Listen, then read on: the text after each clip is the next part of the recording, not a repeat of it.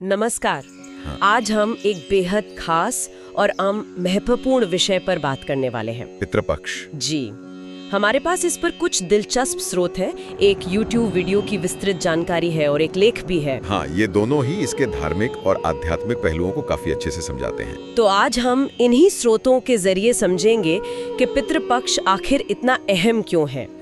इससे जुड़ी राजा रुचि की जो कहानी है वो क्या सिखाती है और कौन सी खास प्रथाएं हैं जो इस दौरान निभाई जाती हैं। जी, ये बातें हमारे श्रोता भी जानना चाह रहे थे। बिल्कुल। इसे अक्सर पूर्वजों से जुड़ने और उनका आशीर्वाद पाने का एक विशेष समय माना जाता है ना। बिल्कुल सही कहा आपने। पितृपक्ष सिर्फ कुछ रस्मों का पालन भर नहीं है। अच्छा जी, ये हिंदू दर्शन के गहरे सिद्धांतों से जुड़ा है, जैसे हमारा अपने वंश से रिश्ता, हमारे कर्तव्य, हाँ। खास तौर पर पितृ ऋण यानी पूर्वजों के प्रति हमारा दायित्व। पितृ ऋण, ये शब्द महत्वपूर्ण है बहुत। और यहाँ पर कि जीवन मरण के चक्र और मोक्ष की अवधारणाएं भी इससे जुड़ी हैं। ओह, हमारे स्रोत मुख्य रूप से एक प्रेरणादायक कथा पर, राजा रुचि की कहानी और इससे जुड़े अनुष्ठानों पर ज्यादा केंद्रित हैं, ठीक है। जो इसके महत्व को ही उजागर करते हैं। तो चलिए सबसे पहले यही समझते हैं कि आखिर पितृपक्ष को इतना महत्वपूर्ण क्यों माना जाता है। जी, स्रोतों के अनुसार मूल विचार यह है कि इस अवधि में हमारे पूर्वज सूक्ष्म रूप में पृथ्वी पर आते हैं। हाँ, ऐसी मान्यता है। और वो उम्मीद करते हैं कि उनके वंशज उन्हें याद करें, आभार जताएं, तर्पण करें। तर्पण। और एक बात जो स्रोतों में कही गई है वो थोड़ी चौंकाने वाली लगी मुझे। कौन सी? कि अगर श्राद्ध ना किया जाए तो पूर्वज अतृप्त और दुखी होकर लौटते हैं, यहाँ तक कि श्राप भी दे सकते हैं। हाँ, ये बात जाहिर करती है कि इसे कितनी गंभीरता से लिया जाता है। सही। और यहीं पर वो पितृ ऋण की अवधारणा सामने आती है। अच्छा। होना होता है देव ऋण, ऋषि ऋण और पितृ ऋण उनमें से एक है। ओके, तो ये हमारे पूर्वजों के प्रति हमारा कर्तव्य है। बिल्कुल। उनका स्मरण करना, उनके नाम से तर्पण या श्राद्ध करना, इसे महज एक परंपरा नहीं बल्कि परिवार की सुख शांति और आध्यात्मिक उन्नति के लिए जरूरी माना गया है। एक तरह से अपनी जड़ों को सींचने जैसा हुआ ये तो। बिल्कुल सही कहा, अपनी जड़ों को सींचना। स्रोतों में कृतज्ञता ग्रैटिट्यूड पर बहुत जोर है। जी, कि जब हम अपने पूर्वजों के प्रति आभार व्यक्त करते हैं, उनके दिए जीवन और संस्कारों के लिए धन्यवाद देते हैं, हाँ, तो उनकी संतुष्टि से हमारे जीवन में भी सकारात्मकता और सफलता आती है। बिल्कुल। और श्री कृष्ण ने तो गरुड़ जी को इसका महत्व बताते हुए यहाँ तक कहा था, हाँ, कि सिर्फ राजा रुचि की यह कथा सुनने भर से ही पितृदोष, दरिद्रता और दुख दूर हो सकते हैं। सिर्फ कथा सुनने से इतना प्रभाव? जी हाँ, ऐसा स्रोतों में उल्लेख है, कथा का महात्म्य बताया गया है। वाह। और ये कृतज्ञता का भाव बहुत गहरा है। यह हमें याद दिलाता है कि हम अकेले नहीं हैं, बल्कि एक लंबी श्रृंखला की कड़ी है। यह हमें हमारे अस्तित्व के स्रोत से जोड़ता है। सही कहा। जब हम उन्हें याद करते हैं तो हम अपने वर्तमान को उनके अतीत से जोड़ते हैं और भविष्य के लिए एक मजबूत नींव रखते हैं। बहुत सुंदर बात कही। चलिए अब उस कहानी पर आते हैं जिसका जिक्र आपने किया और श्री कृष्ण ने भी किया था, राजा रुचि की कहानी। जी, राजा रुचि। ये कहानी काफी दिलचस्प है और पितृपक्ष के मर्म को समझाती है। कहते हैं प्राचीन काल में रुचि नाम के एक राजा थे। हाँ, थे। वो राजपाट छोड़कर संसार से विरक्त होकर तपस्वी बन गए थे। ब्रह्मचारी अपना लिया और तपस्या में लीन हो गए। बिल्कुल। लेकिन उनका ये कदम उनके पितरों यानी पूर्वजों के लिए चिंता का विषय बन गया। अच्छा, क्यों? उन्हें लगा कि अगर रुचि विवाह कर संतान उत्पन्न नहीं करेंगे तो उनका वंश वो आगे कैसे बढ़ेगा। हाँ, ये तो है। और अगर वंश ही नहीं रहेगा तो भविष्य में पितरों को श्राद्ध तर्पण कौन करेगा? ओह, सही बात है। इससे तो पितरों की मुक्ति का मार्ग रोक सकता था। बिल्कुल, यही उनकी चिंता थी। तो परेशान होकर पितर स्वयं राजा रुचि के पास पहुंचे। अच्छा, खुद आ गए? जी। रुचि ने उन्हें आदरपूर्वक प्रणाम किया। पितरों ने उदासी से कहा, पुत्र, तुमने गृहस्थ आश्रम क्यों त्याग दिया? विवाह करके संतान उत्पन्न करना तुम्हारा कर्तव्य है। इसी से तुम देव ऋण और पितृ ऋण से मुक्त हो सकते हो। तो उन्होंने कर्तव्य याद दिलाया। हाँ, और कहा कि संतान द्वारा किए गए श्राद्ध से ही हमें तृप्ति मिलती है और तुम्हें मोक्ष। उन्होंने चेताया भी क्या? कि इस कर्तव्य से विमुख होने पर सारे तप बेकार हो सकते हैं। ओहो, ये तो बड़ी बात है। जी, यहाँ दो विचारधाराओं का टकराव दिखता है ना? हाँ, बिल्कुल। रुचि का मानना था कि वैराग्य और तपस्या ही श्रेष्ठ मार्ग है। सही। जबकि पितरों का दृष्टिकोण था कि शास्त्रों में बताए गए कर्तव्य जैसे विवाह और संतानोत्पत्ति खासकर पितृ ऋण चुकाने और वंश चलाने के लिए वो अनिवार्य हैं। तो ये कहानी दिखाती है कि कैसे व्यक्तिगत आध्यात्मिक खोज और सामाजिक या पारिवारिक कर्तव्यों के बीच एक संतुलन बनाना जरूरी है। बिल्कुल, संतुलन। रुचि ने पहले तो तर्क दिया होगा शायद। हाँ, दिया, लेकिन पितरों ने समझाया कि शास्त्र सम्मत कर्म अगर निस्वार्थ भाव से किए जाएं तो बंधन नहीं बनते। अच्छा। उन्होंने साफ कहा कि संतान के बिना मोक्ष कठिन है और उनके श्राद्ध के बिना पितरों की आत्माएं अतृप्त रहेंगी। ये सुनकर तो रुचि को समझ आया होगा। बिल्कुल, उन्हें अपनी भूल का एहसास हुआ। उन्होंने विवाह करने का निश्चय तो कर लिया, पर अब एक और समस्या थी। क्या? उनकी उम्र काफी हो चुकी थी। उन्हें लगा कि इस वृद्धावस्था में उन्हें कन्या कौन देगा। हाँ, ये भी तो व्यावहारिक दिक्कत थी। जी, ये कहानी का एक अहम मोड़ है। रुचि कर्तव्य निभाने को तैयार है, पर मुश्किलें सामने हैं। ये दिखाता है कि सिर्फ इच्छा शक्ति काफी नहीं, सही मार्गदर्शन और दैवीय कृपा भी चाहिए होती है। तो फिर क्या किया? रुचि ने निराश हो गए? निराश तो हुए, पर उन्होंने समाधान के लिए ब्रह्मा जी की कठोर तपस्या की। ब्रह्मा जी की? हाँ, 100 वर्षों की तपस्या। उसके बाद ब्रह्मा जी प्रसन्न हुए। अच्छा। रुचि ने अपनी दुविधा बताई कि पितरों का आदेश है, पर योग्य पत्नी नहीं मिल रही। ब्रह्मा जी ने उन्हें आशीर्वाद दिया और एक महत्वपूर्ण सलाह दी। क्या सलाह दी? तुम अपने पितरों की ही आराधना करो, वे प्रसन्न होकर तुम्हारी इच्छा अवश्य पूरी करेंगे। मतलब समाधान बाहर नहीं, अपनी जड़ों में था। बिल्कुल, ब्रह्मा जी ने उन्हें पितरों की शक्ति का एहसास कराया। ये बहुत महत्वपूर्ण है। तो रुचि ने वैसा ही किया? जी, ब्रह्मा जी के कहने पर रुचि ने नदी किनारे जाकर पूरी श्रद्धा से पितरों का तर्पण किया और फिर उनकी स्तुति गाने लगे। स्तुति? हाँ, श्रोतों में बताया गया है कि ये स्तुति बहुत शक्तिशाली है, पाप और दोष नष्ट करती है। अच्छा। और इसे सुनने मात्र से पितरों का आशीर्वाद मिलता है। उन्होंने विभिन्न पितृगणों को याद करते हुए उनसे कृपा मांगी। विभिन्न पितृगण मतलब कई तरह के पितर होते हैं? जी हाँ, श्रोतों में पितरों की कई श्रेणियों का जिक्र है, जैसे अग्निश्वाद, बरिशद, सोमप आदि। ये दिखाता है कि पितरों की अवधारणा कितनी विस्तृत है। लेकिन यहाँ मुख्य बात नामों की गिनती नहीं, बल्कि उस श्रद्धा और सम्मान की है जिसके साथ रुचि ने उन्हें याद किया। सही। स्तुति की शक्ति बताती है कि सच्चे मन से किया गया स्मरण कितना प्रभावी हो सकता है। तो क्या हुआ स्तुति के बाद? पितर आए? हाँ, स्तुति से प्रसन्न होकर पितर दिव्य रूप में प्रकट हुए। वाह। रुचि ने उन्हें प्रणाम किया। पितरों ने कहा, पुत्र, हम तुम्हारी भक्ति और स्तुति से अत्यंत प्रसन्न हैं। मांगो, क्या वरदान चाहते हो? तो रुचि ने क्या मांगा? रुचि ने विनम्रता से कहा, हे पितृदेव, मुझे सृष्टि कार्य में सहायता करनी है और पितृ ऋण चुकाना है। इसके लिए मुझे एक योग्य गुणवान पत्नी चाहिए जिससे मैं संतान प्राप्त कर सकूं। बिल्कुल व्यवहारिक वरदान मांगा। जी, और पितरों ने तुरंत वरदान दे दिया, तथास्तु, तुम्हें यहीं इसी क्षण एक उत्तम पत्नी मिलेगी। और उससे तुम्हें रोच नामक तेजस्वी पुत्र प्राप्त होगा। अद्भुत। ये दिखाता है कि जब कर्तव्य पालन का सच्चा इरादा हो और पूर्वजों का सम्मान किया जाए तो बाधाएं दूर होती हैं, सहायता मिलती है। बिल्कुल। तो क्या हुआ फिर? मिली पत्नी? बिल्कुल। जैसे ही पितर अंतर्ध्यान हुए, एक चमत्कार हुआ। कैसा चमत्कार? नदी के बीच से प्रमलोचा नामक एक सुंदर अप्सरा प्रकट हुई। अप्सरा? हाँ, वो अपने साथ महर्षि पुष्कर की अत्यंत रूपवान कन्या मानिनी को लाई थी। अच्छा। अप्सरा ने रुचि से कहा कि वो मानिनी को उनकी पत्नी के रूप में स्वीकार करें। तो रुचि ने विवाह कर लिया? जी, रुचि ने विधि पूर्वक मानिनी से विवाह किया और समय आने पर उन्हें तेजस्वी पुत्र रोच की प्राप्ति हुई, जिसने वंश को आगे बढ़ाया।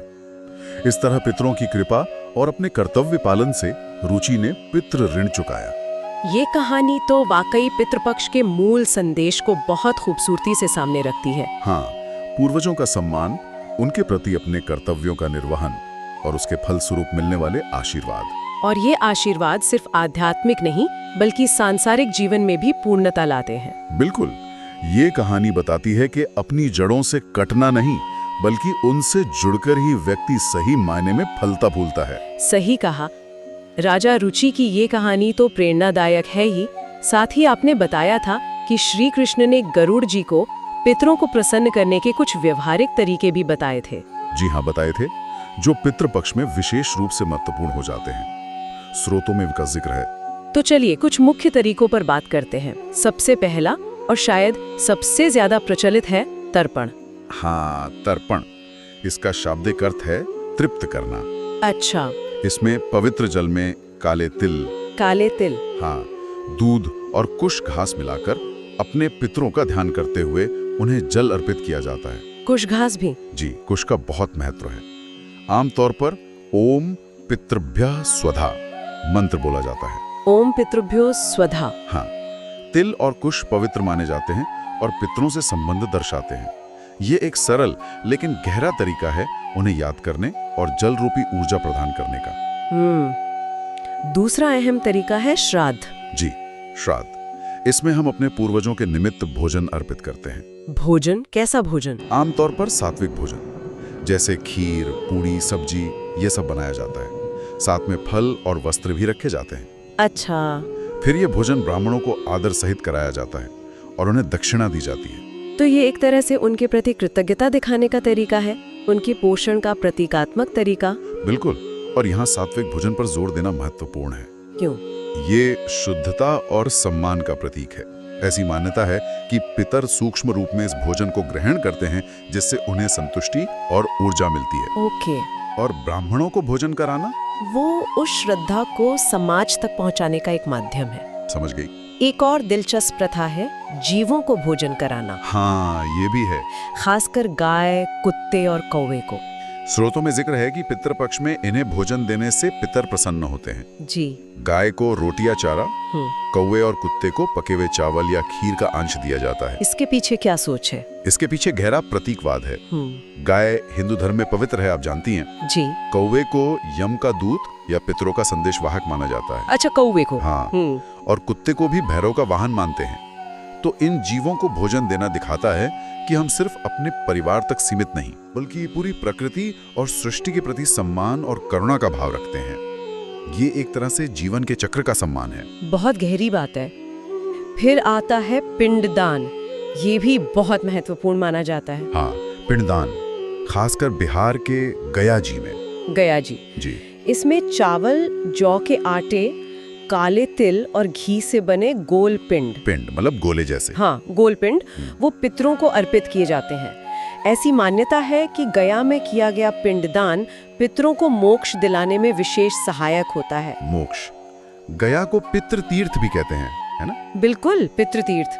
पिंडदान एक तरह से स्थूल रूप में पितरों को अन्न और पोषण समर्पित करने की क्रिया है, जिसके पीछे उनकी आत्मा की शांति और मुक्ति की कामना होती है। ये पितरों के प्रति हमारे सबसे गहरे कर्तव्यों में से एक माना जाता है। ठीक है। इन मुख्य अनुष्ठानों के अलावा स्रोत कुछ और बातों पर भी जोर देते हैं, जैसे पितृपक्ष के दौरान सात्विक जीवन जीना। हाँ, ये भी बहुत महत्वपूर्ण है। व्रत रखना, ब्रह्मचर्य का पालन करना और तामसिक भोजन जैसे मांस, मदिरा, हाँ, इनसे परहेज करना। जी। ये व्यक्तिगत शुद्धि और अनुशासन पर बल देते हैं। अच्छा। माना जाता है कि जब हम स्वयं शुद्ध और संयमित होते हैं, तभी हम पूरी श्रद्धा और एकाग्रता से पितरों के लिए अनुष्ठान कर पाते हैं। सही बात है। और उसका सकारात्मक प्रभाव पड़ता है। साथ ही इस दौरान विष्णु, शिव, लक्ष्मी जैसे देवी देवताओं की पूजा, हाँ, और पवित्र ग्रंथों, खासकर भगवत गीता के पाठ का भी महत्व बताया गया है। 11वें अध्याय का विशेष उल्लेख मिलता है कई जगह। ओह, तो ये दर्शाता है कि पितरों की पूजा हमारी मुख्य आध्यात्मिक साधना का ही एक हिस्सा है। बिल्कुल अलग नहीं है। दान का भी विशेष महत्व बताया गया है। अन्नदान, वस्त्रदान। जी हाँ, जरूरतमंदों, ब्राह्मणों, साधुओं को भोजन और वस्त्र देने से भी पितरों को संतुष्टि मिलती है। और पवित्र नदियों, खासकर गंगा में स्नान करके पितरों के नाम से जल अर्पित करना भी बहुत शुभ माना गया है। उनका विशेष महत्व है। तो ये सभी क्रियाएं, तर्पण, श्राद्ध, पिंडदान, सात्विक जीवन, दान, स्नान, पाठ, मिलकर एक समग्र दृष्टिकोण बनाती हैं। सही कहा। ये सिर्फ बाहरी कर्मकांड नहीं है। इनके पीछे कृतज्ञता, स्मरण, कर्तव्य पालन, शुद्धि और करुणा का भाव जुड़ा है। भाव महत्वपूर्ण है। हाँ, यही भाव पितरों तक पहुंचता है और उन्हें तृप्त करता है। तो इन सभी कर्मों और राजा रुचि की कथा से हमें क्या लाभ मिलते हैं? स्रोत क्या बताते हैं इस बारे में? लाभों की बात करें तो सबसे पहले तो कहा गया है कि इससे पापों का नाश होता है और पितृदोष से मुक्ति मिलती है। ये पितृदोष क्या होता है? पितृदोष को अक्सर जीवन में आने वाली अनचाही बाधाओं, बीमारियों या असफलताओं से जोड़ा जाता है। अच्छा। मान्यता है कि जब पितर अतृप्त या नाराज होते हैं तो ऐसा दोष लगता है।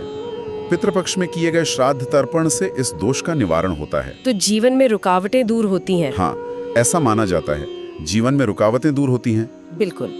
इसके अलावा दरिद्रता का नाश और घर में सुख, समृद्धि, धन धान्य की वृद्धि होती है। जी।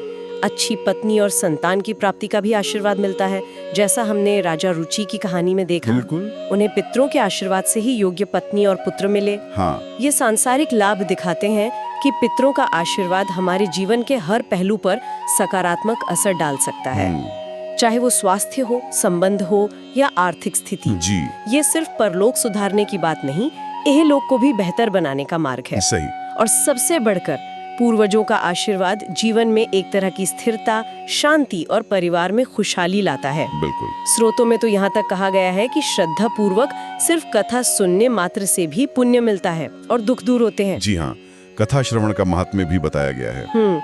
अगर हम इन लाभों को बड़े परिप्रेक्ष्य में देखें तो ये सिर्फ व्यक्तिगत फायदे की बात नहीं है। अच्छा, ये एक तरह से सृष्टि के संतुलन, जिसे रित कहा गया है, उसको बनाए रखने में मदद करता है। रित, संतुलन? हाँ, अपने कर्तव्यों यानी धर्म का पालन करने से हमें दैवीय या पैतृक कृपा मिलती है। और सबसे महत्वपूर्ण, क्या? ये पीढ़ियों के बीच जुड़ाव, निरंतरता और शांति सुनिश्चित करता है। राजा रुचि की कहानी इन वादों का एक जीवंत उदाहरण है। बहुत अच्छे से समझाया आपने। तो आज की इस चर्चा से हमने पितृपक्ष के गहरे मायनों को समझने की कोशिश की। जी। ये सिर्फ कुछ रीति रिवाज नहीं, बल्कि अपनी जड़ों से जुड़ने, पूर्वजों के प्रति कृतज्ञता जताने, अपने कर्तव्यों को निभाने और उनका आशीर्वाद पाने का एक अनमोल अवसर है। बिल्कुल। राजा रुचि की कहानी हमें याद दिलाती है कि कैसे कर्तव्य पालन से जीवन में पूर्णता आती है। स्रोतों का सार यही है: स्मरण, सम्मान और कर्तव्य। बिल्कुल सही कहा। और इन स्रोतों पर विचार करते हुए एक प्रश्न मन में उठता है, हाँ, जिस पर शायद श्रोता भी सोच सकते हैं। इन कथाओं और मान्यताओं में वंश परंपरा और पितृ ऋण पर बहुत जोर है। हाँ है। आज के बदलते समय में, जहां परिवार की संरचनाएं बदल रही हैं, लोगों के जीवन जीने के तरीके विविध हो गए हैं। सही बात है। इन प्राचीन अवधारणाओं की प्रासंगिकता को समकालीन जीवन में कैसे